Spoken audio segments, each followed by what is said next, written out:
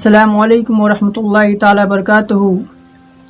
الحمدللہ الذی کفی وسلام علی عبادہ الذین اصطفی، اما بعد فاعوذ باللہ من الشیطان الرجیم، بسم اللہ الرحمن الرحیم، صلی اللہ علی نبی الامہ بارک وسلم، صلاۃ و سلام علیک یا رسول اللہ صلی اللہ تعالی علیہ وسلم۔ حضرت موسیٰ علی نبینا علیہ السلام مصر میں پیدا ہوئے۔ وہ جو دور تھا، جو بادشاہت تھی، وہ فرعون کی تھی۔ فرعون نے ایک دن خواب میں دیکھا کہ میری سلطنت میں، میری بادشاہت میں ایک بچہ پیدا ہوگا جو میری سلطنت کو تباہ و برباد کر دے گا، میری حکومت کو ختم کر دے گا۔ یہ خواب دیکھنے کے بعد فرعون بہت پریشان رہتا تھا۔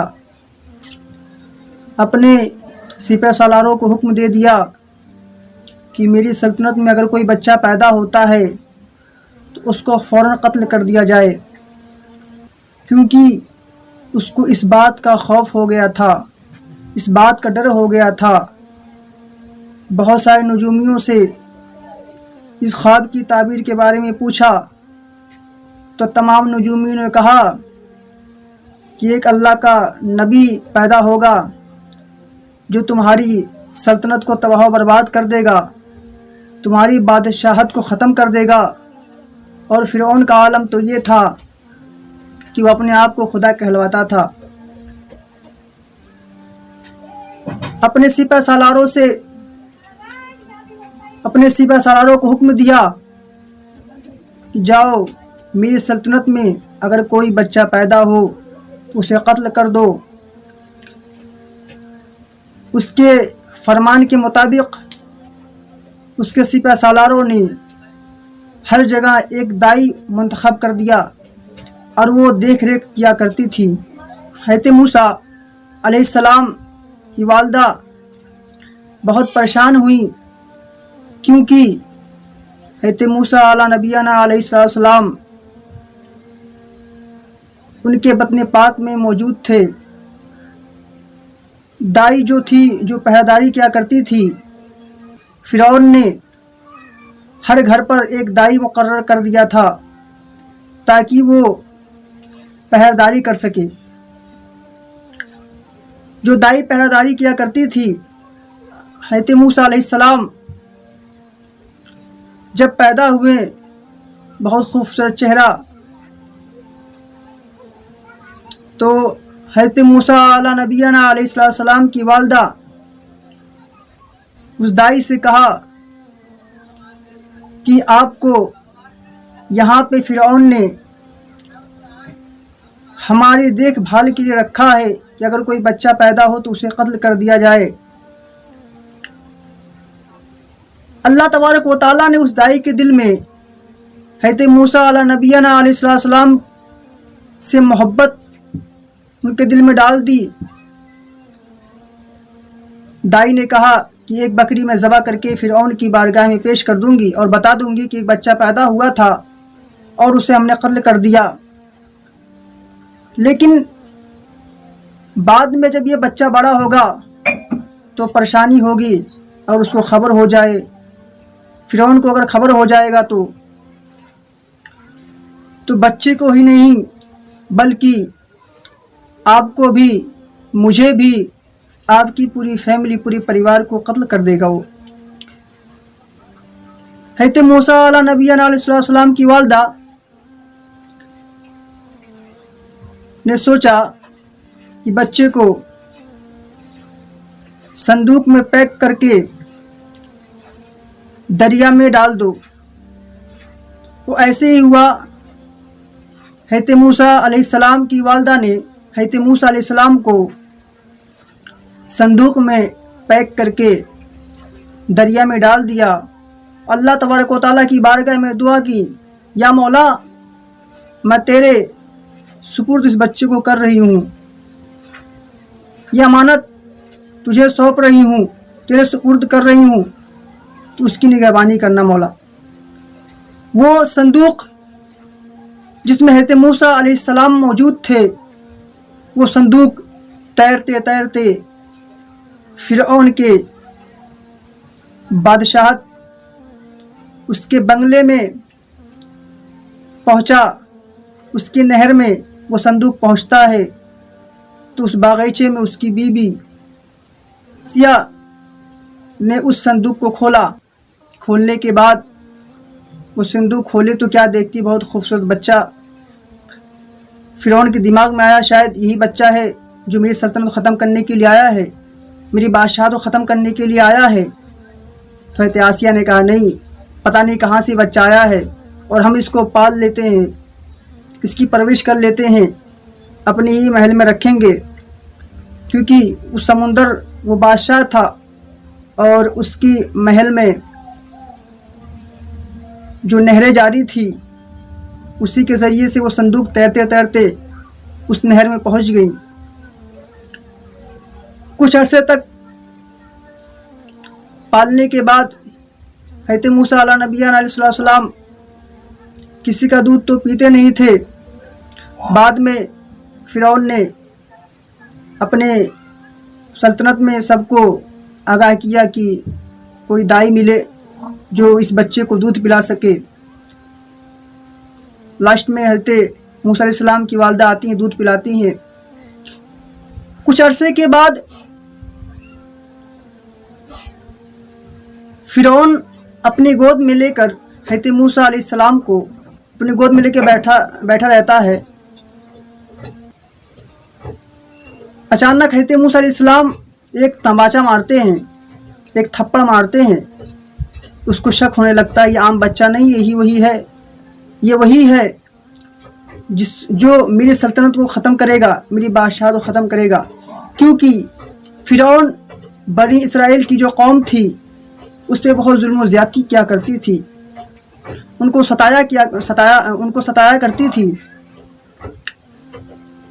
اس نے کیا کیا، آزمانے کے لیے یاقوت ایک طرف رکھے جو لال ہوتا ہے اور ایک طرف آگ رکھے۔ فرعون نے کہا اگر یہ آگ کو ٹچ کر دیا تو میں سمجھوں گا یہ عام بچہ ہے، اگر یاقوت کی طرف بڑھا تو میں سمجھ جاؤں گا یہ عام بچہ نہیں ہے، یہ اللہ کا نبی ہے اور یہی میری سلطنت کو ختم کرنے والا ہے۔ حضرت موسیٰ علیہ السلام یاقوت کو ہی پکڑنے والے تھے، بٹ حضرت جبرائیل علیہ السلام نے ان کے ہاتھ کو اٹھا کر آگ پہ ڈال دیا، اور آگ کو جب ٹچ کیا حضرت موسیٰ علیہ السلام نے تو اپنے منہ میں ڈال لیا اس آگ کو۔ حالات گزرے، حضرت موسیٰ علیہ السلام بڑے ہو گئے۔ اللہ تبارک و تعالیٰ نے حضرت موسیٰ علیہ السلام کو اس دنیا کے اندر بھیجا۔ بھیجنے کے بعد اب فرعون کو جب شک ہونے لگا تو اس نے ارادہ کیا قتل کرنے کا۔ پھر حضرت موسیٰ علیہ السلام وہاں سے نکلے، مصر چھوڑ کر مدین چلے گئے، جہاں پہ حضرت شعیب علیہ السلام سے ملاقات ہوئی، ان کی بیٹی صفورہ سے ان کا نکاح ہوا۔ حالات گزرے، اللہ کا حکم ہوا کہ اے موسیٰ جاؤ فرعون کی بادشاہت میں اور نبوت کا اعلان کرو۔ اللہ تبارک و تعالیٰ کے حکم کے مطابق حضرت موسیٰ علیہ السلام مصر پہنچے، کہا میں اللہ کا نبی ہوں۔ تمام لوگوں نے کہا اگر آپ اللہ کے نبی ہو تو کچھ دکھاؤ۔ حضرت موسیٰ علیہ السلام کے پاس ایک چھڑی تھی، ایک عصا تھا، اس عصا کو زمین پہ رکھا تو وہ اژدہے کی شکل اختیار کر لیا۔ تو لوگوں نے کہا یہ جادو ہے معاذ اللہ۔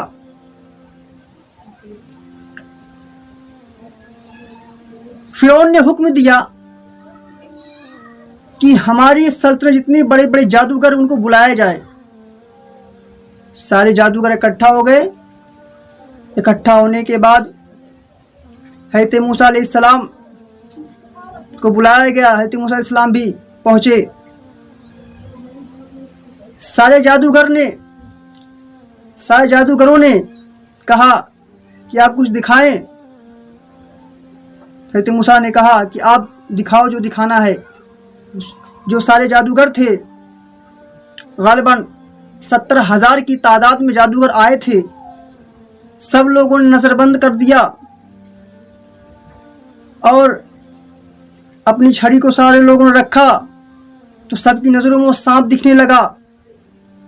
حضرت موسیٰ علیہ السلام نے اپنے عصا مبارک کو زمین پر رکھنے کے بعد حضرت موسیٰ علیہ السلام کا جو عصا تھا وہ اژدہے کی شکل اختیار کر لیا. وہ اژدہے کی شکل اختیار کرنے کے بعد 70,000 لاٹھیوں اور سانپوں کو نگل گیا. اس وقت 70,000 جادوگروں نے حضرت موسیٰ علیہ السلام پر ایمان لایا، لیکن فرعون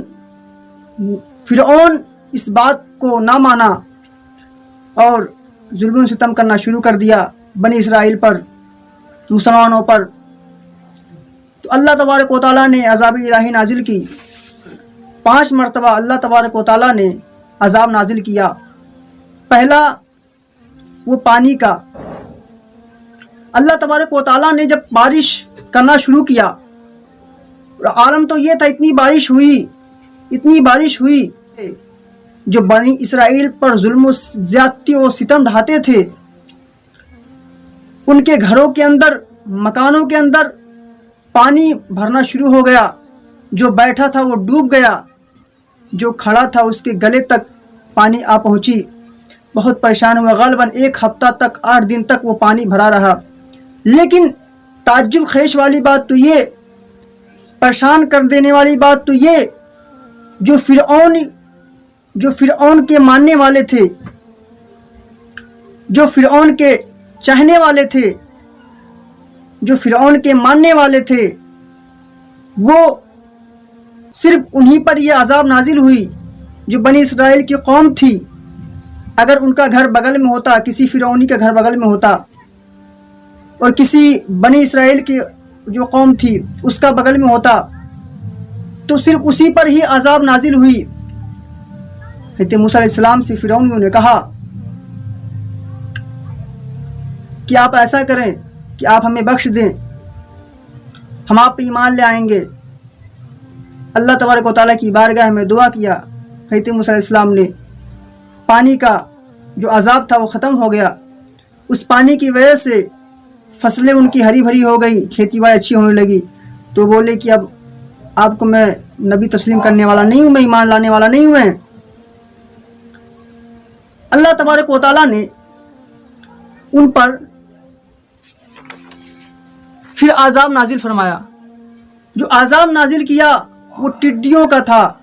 جو ان کی کھیت ہرے بھرے تھے وہ سارے کھیتوں کو چرنا شروع کر دیے اور کھانا شروع کر دیے وہ ٹڈی جو ہوتی ہے. اور بغل میں ہی ان فرعونیوں کے بغل میں جو کھیتیاں بنی اسرائیل کی تھی، ان کی کھیتیوں پر کوئی پرابلم، کوئی پریشانی نہ ہوئی. لیکن جو فرعون کے ماننے والے تھے، جو فرعونیت کے ماننے والے تھے، جو فرعون کو مانتے تھے، صرف انہی کا نقصان ہوا. پھر حضرت موسیٰ علیہ السلام کے پاس آئے، بولے حضور معاف فرما دیجئے. اے موسیٰ علیہ السلام، اگر آپ اس سے نجات دلا دیں گے تو ہم آپ پہ ایمان لے آئیں گے، ہم آپ کو نبی تسلیم کر لیں گے.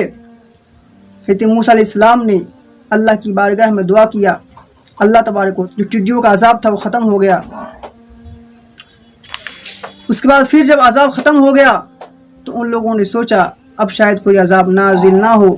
پھر ان لوگوں نے حضرت موسیٰ علیہ السلام کو انکار کرنا شروع کر دیا کہ ہم آپ کو نبی تسلیم کرنے والے نہیں ہیں.